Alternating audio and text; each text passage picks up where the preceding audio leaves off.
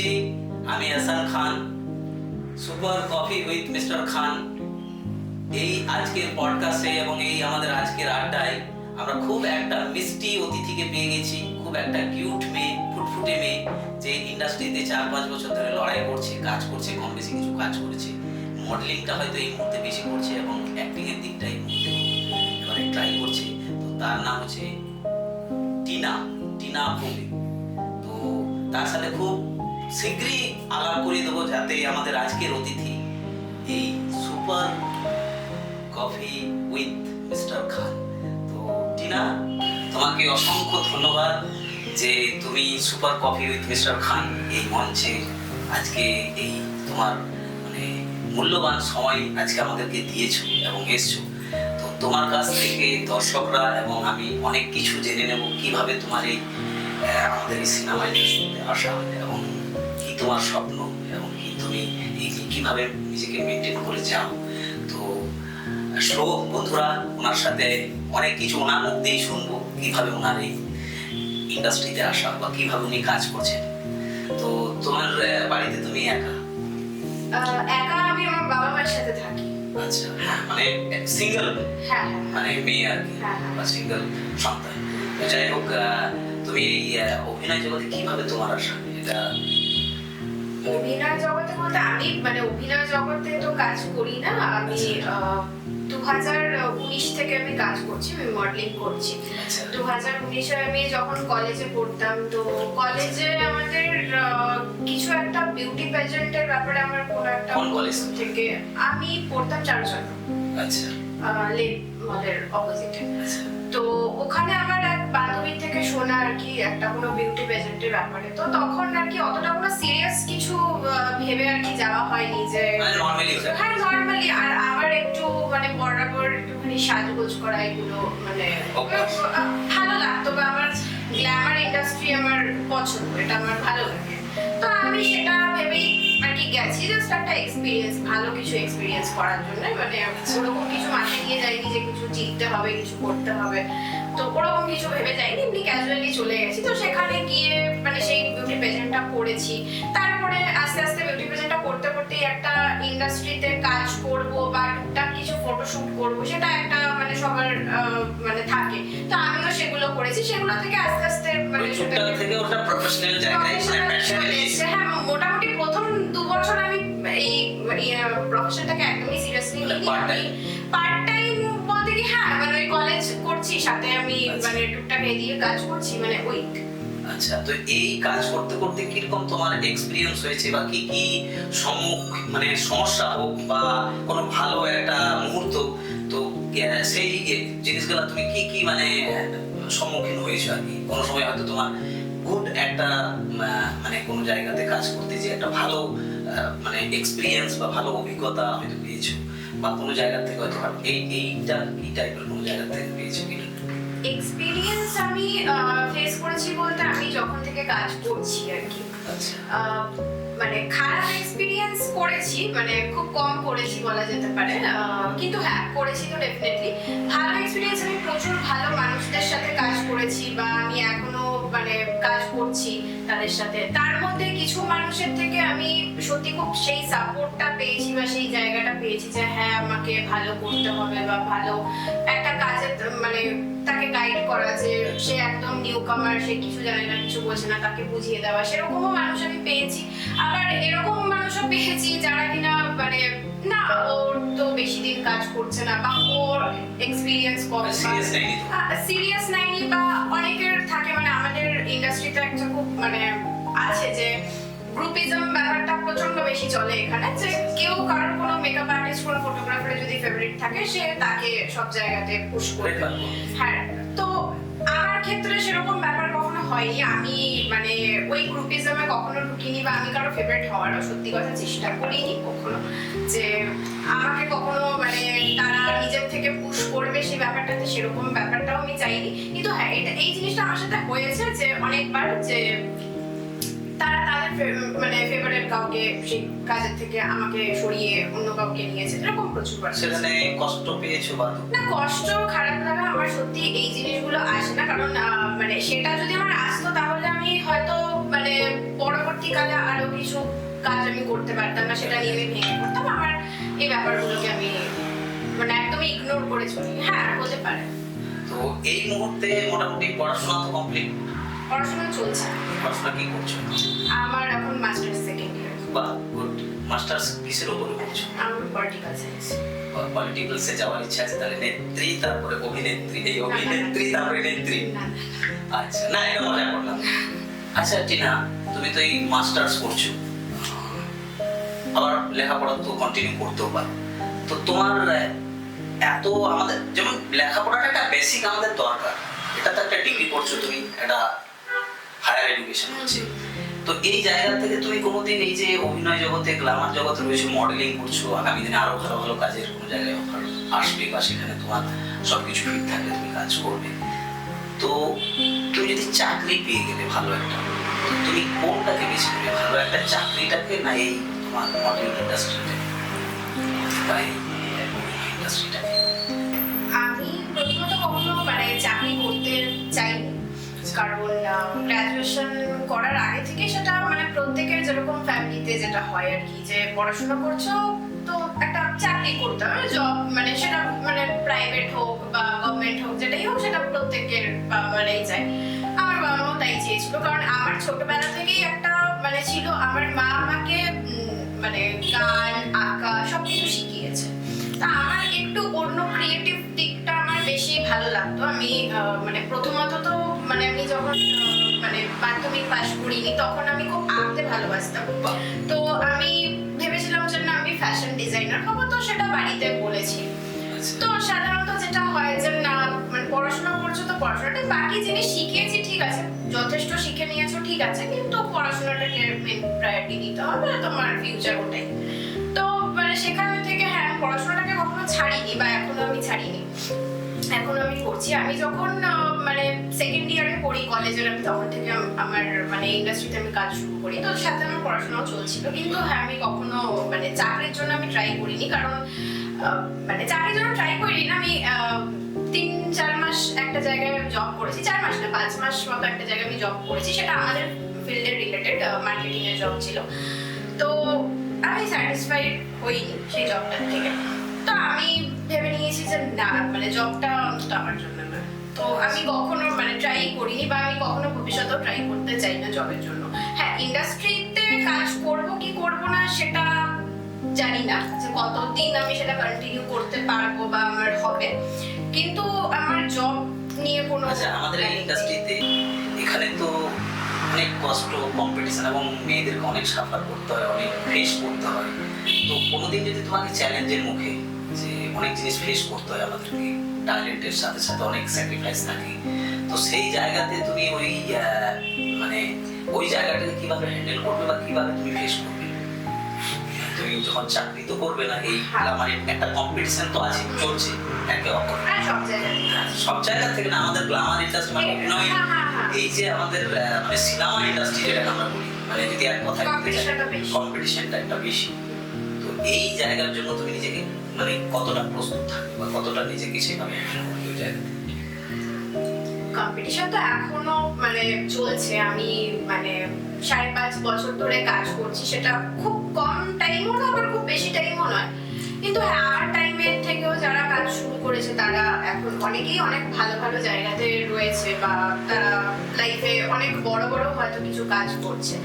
কিন্তু কম্পিটিশন বলতে এখানে আমি এই ইন্ডাস্ট্রিটাকে মনে করি, আমি কোনো ভালো খারাপ নিয়ে এখানে কিছু বলবো না, বাট আমি মনে করি এটা লাকের ওপর পুরোপুরি ডিপেন্ড করে। যার যখন লাক সেই জায়গাতে সেই কাজের জন্য ফিট হবে তখন। মানে ট্যালেন্টের সাথে সাথে লাকটা দরকার, মানে লাকটা দরকার না, এটা ট্যালেন্টটা।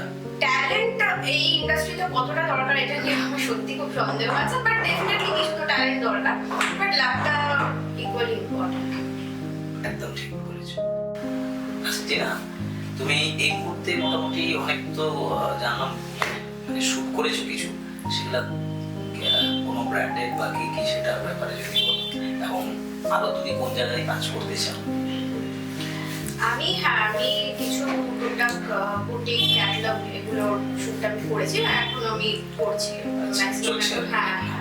ম্যাক্সিমাম এখন কমার্শিয়ালের উপরেই বেশি আমি ফোকাস করছি। প্লাস কিছু টুকটাক এদিক ওদিক ওয়ার্কশপ, ফ্যাশনের যে হাই ফ্যাশনের কাজগুলো হয় সেগুলো সবকিছুই চলছে। প্লাস টুকটাক আমি কিছু মিউজিক ভিডিওরও কাজ করছি, সেগুলো সবকিছু নিয়ে চলছে। প্লাস আমার নিজের একটা কাজ আমি শুরু করেছি সেপ্টেম্বর থেকে, আমার ড্রেস রেন্টের একটা বিজনেস স্টার্ট করেছি, তো সেটা নিয়েও আমার কিছু মানে শুট প্ল্যান করছি। ড্রেস রেন্ট মানে কি রকম টাইপের, মানে শুটিং পারপাস ড্রেস? হ্যাঁ শুটিং। তো বন্ধুরা আমি বলে দিই, ওনার যদি ড্রেস কাউরি লেগে থাকে, আচ্ছা যদি কেউ ওয়েস্টার্ন কি কি ড্রেস সেটা যদি বলো, কেউ যদি তোমার সাথে কন্ট্যাক্ট করেছে ড্রেস রিলেটেড। আমার এখন আপাতত ওয়েস্টার্নের উপরেই কালেকশন আমি ম্যাক্সিমাম রাখছি। আমার মানে ব্রাইডাল বা এথনিক ওয়্যারের আপাতত কোনো কালেকশন আমি রাখিনি। হ্যাঁ এথনিক ওয়্যার আমার কাছে আছে, শাড়ির কালেকশন যেরকম নর্মালি হয় সেরকম শাড়ির কালেকশন আমার শাড়ি পাওয়া যাবে? হ্যাঁ শাড়ি পাওয়া যাবে। ম্যাক্সিমাম আমার কাছে ওয়েস্টার্ন বা হাই ফ্যাশনের যে ড্রেসগুলো হয় সেগুলো আমার কাছে available। আচ্ছা যদি কেউ তোমার সাথে যোগাযোগ করতে চায়, কিভাবে যোগাযোগ করবে? আমার মানে আমাকে ফেসবুকের থ্রুতেও যোগাযোগ করতে পারে, stylux.in বলে আমার পেজ আছে। তোমার পেজটা stylux.in। আচ্ছা stylux.in আমার ফেসবুক ইনস্টা দুটোতেই আছে, সেখান থেকে আমার সাথে কন্টাক্ট। আচ্ছা এই মডেলিং ইন্ডাস্ট্রিতে এবং অভিনয় ইন্ডাস্ট্রিতে তোমার যদি কোনোদিন সেই সুযোগ হয়, তুমি কার সাথে কাজ করার ইচ্ছা থাকে, মানে তোমার স্বপ্নের হিরো বা তোমার যেটা হয় আর কি, মানুষের কোন সময় কোনটা স্বপ্ন হয়, মানে স্বপ্ন পূর্ণ হয়, কেউ বলতে পারে না তো?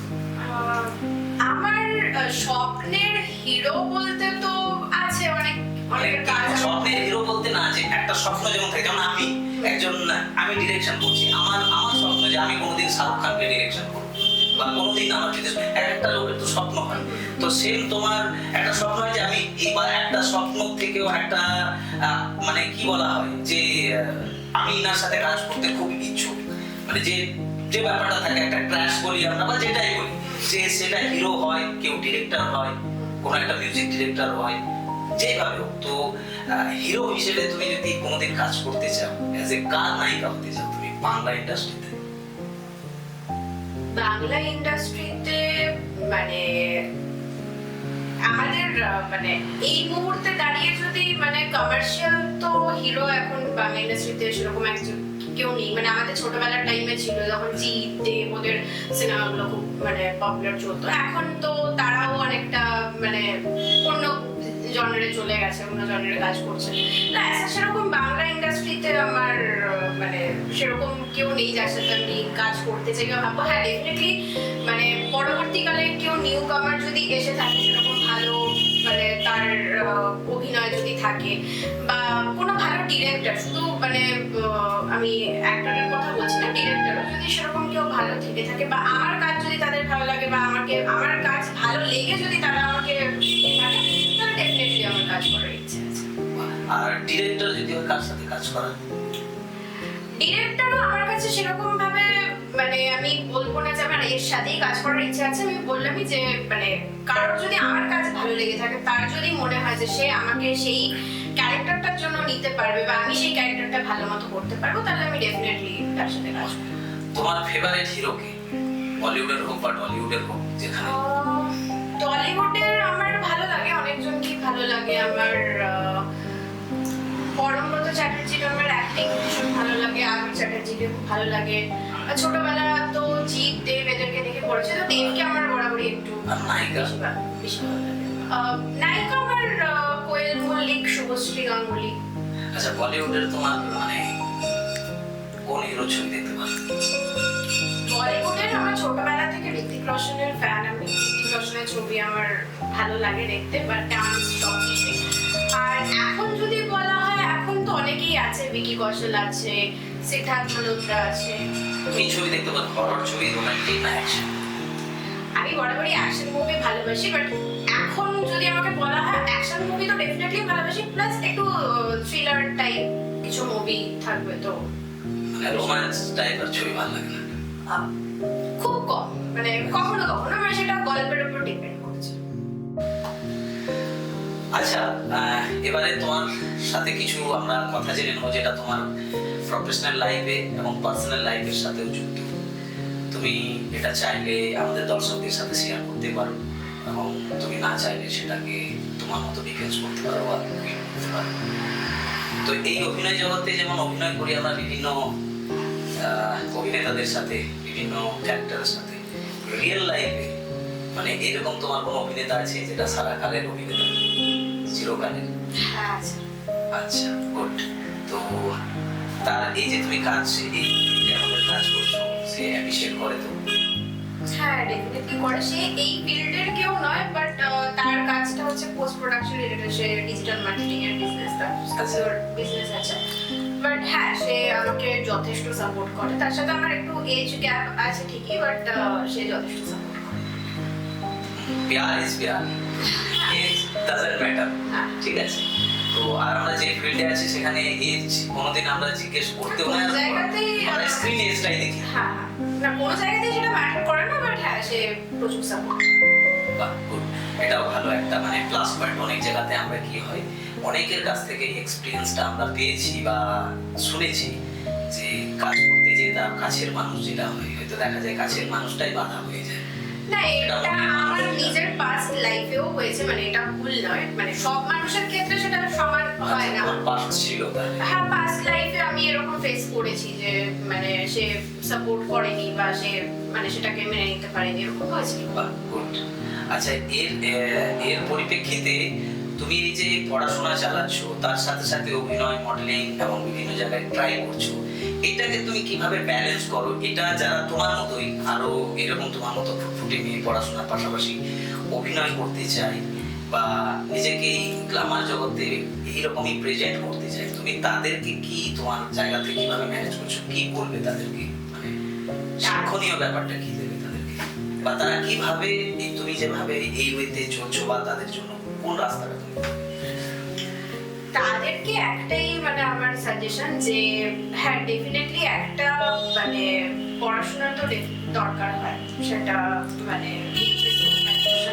বাট হ্যাঁ পড়াশোনাটা যদি মনে হয় যে হ্যাঁ আমি পড়বো বা আমি সেটাকে নিয়ে চলবো, তো সেটার পাশাপাশি যদি কাজটাকেও সে মানে সেম প্রায়োরিটি দিয়ে, পড়াশোনার কাজ দুটোকে সেম প্রায়োরিটি দিয়ে সে করতে পারে, তাহলে খুব ভালো কথা। বাট হ্যাঁ, আমাদের যেহেতু বলে যে আমাদের গ্ল্যামার ইন্ডাস্ট্রিতে মানে বয়সটা খুব ম্যাটার করে, মানে কম এজে থাকলে সে আর কি বেশি দিন কাজ করতে পারবে, তো সেই ক্ষেত্রে সেটা একটা মানে ঠিক কথা যে হ্যাঁ সেটা মানে কিছুটা তো ম্যাটার করে, আবার কিছুটা ফেজের ক্ষেত্রেও ম্যাটার করে। সবসময় এরকমটা নয় যে মানে বয়সটা বেশি হয়ে গেলে সেটা বোঝা যাবে, সেরকমটাও নয়। কিন্তু হ্যাঁ মানে দুটো জিনিসকে যদি ব্যালেন্স করে করা যায়, তাহলে মানে সে দুটো জিনিসই ঠিকঠাক মতো চালিয়ে নিয়ে। আচ্ছা, তো জীবনে তো কিছু ব্যাড অভ্যাস, গুড অভ্যাস থাকে।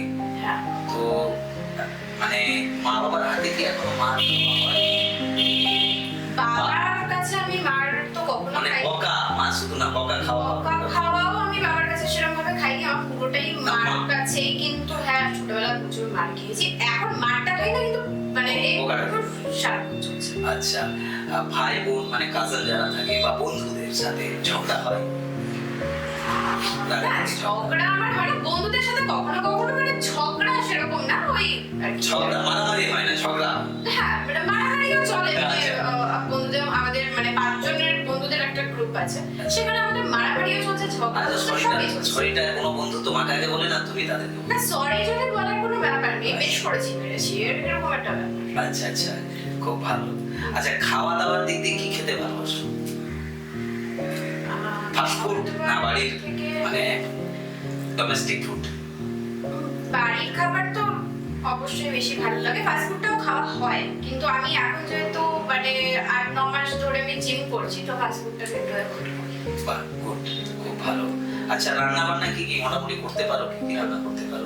মানে বেসিক যেটুকুনি যা যা হয় আমি রান্না করতে পারি, মানে ওটা বাড়িতে রান্না করতে বলে?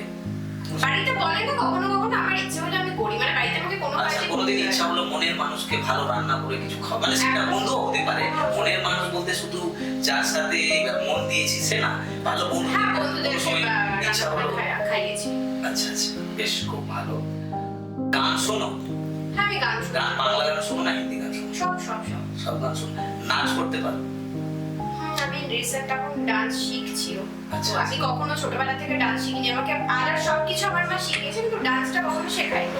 তো আমার একটা ইচ্ছে ছিল যে বড় হয়ে, আমার দুটো ইচ্ছে ছিল, বড় হয়ে যখন আমি নিজের টাকা ইনকাম করব, আমি হায়ার স্টাডি নিজের টাকাতে করব, আর আমি আমি আমার যে শখগুলো আছে সেই শখগুলো পূরণ করবো। তার মধ্যে একটা শখ আমি ডান্স শিখবো, সেটা ছিল। রিলস বানাও নাচের বা মানে আমার রিলস বানাতে একদম ভালো লাগে। এই বাবা এ তো আজকে ট্রেন্ডিং তো। হ্যাঁ, trending অবশ্যই। এই টাইপের মানে তোমার বয়সের মেয়েরা তো পাগল এখন। হ্যাঁ, কিন্তু আমার রিলস বানাতে একদম ভালো লাগে না। আমি রিলস বানাই, আমি রিলস পোস্ট করি, সেটা আমার কাজ রিলেটেড কোনো বিটিএস বা কিছু হলো সেরকম পোস্ট করি, আমার ইনস্টাতেই দেখতে পাবে সেটা সবাই। কিন্তু আমি মানে ওই নিচে গিয়ে রিলস বানানোটা। আচ্ছা কোনোদিন মানে যদি কোনোদিন এই যে অভিনয় জগতে কোনো এক সময় যদি তোমার মনে হলো যে এই জগতে আর আমি কাজ করবো না, তো তোমার মানে তার মানে কি বলবো অল্টারনেটিভ এবং তার বিকল্প, যেটাকে বলে অল্টারনেটিভ বিকল্প, তো তোমার সেই চিন্তা ধারণা আছে না? হ্যাঁ, অবশ্যই আমার সেরকম চিন্তা ভাবনা আছে। সেটা কোন মানে সেক্টরে তুমি? আমার বেসিক্যালি আমি একটু বিজনেসটা বেশি প্রেফার করি, মানে জব আমার কোনোদিনই আমার টাইপের কিছু আমি মানে ভাবি না। হ্যাঁ, আমার কিছু বিজনেস প্ল্যান আছে, সেটা আমার ভবিষ্যতে করার আছে। যদি আমি এই মানে এই প্রফেশনে কাজ করতে করতেও করতে পারি, সেটা কোনো ব্যাপার না। এখন অনেকেরই অনেক কিছুই করছে, যারা এই প্রফেশনে থেকেও অনেকের অনেক রকমের বিজনেস করছে, তো সেটা ম্যাটার করে না। বাট হ্যাঁ, কখনো যদি না করি, কারণ হ্যাঁ আমাদের এই প্রফেশনে মেয়েদের যেটা আর কি হয় যে খুব বেশি দিন তো আর কি তারা কাজ করতে পারে না। অভিনয় জগতেও হোক বা মডেলিং এর তো মানে এজ টাইমটা খুবই কম থাকে, বা অভিনয় জগতের কথাও বলছি যে একটা সার্টেন টাইমের পরে কাজ তো কমা শুরু হয়ে যায়।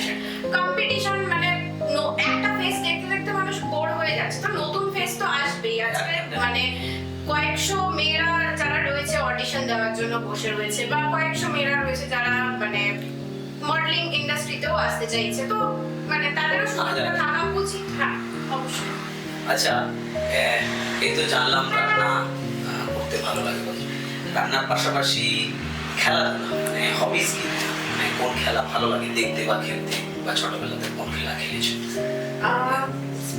খেলাধুলা নিয়ে খুব একটা ইন্টারেস্ট নেই, স্পোর্টসে আমি একদম ভালো নই। আমি না ক্রিকেট দেখতে পছন্দ করো? যেমন ক্রিকেট আমি দেখি। বোঝো তো ক্রিকেটটা? হ্যাঁ, ক্রিকেট বুঝি। ক্রিকেট বুঝি না সেটা না, বাট হ্যাঁ অতটা মানে দেখতেই হবে, দেখতে খুব ইন্টারেস্ট সেরকম আছে। আর এমনি হবিস বলতে আমি গান শুনতে ভালোবাসি, গান আমি শুনি সবসময়।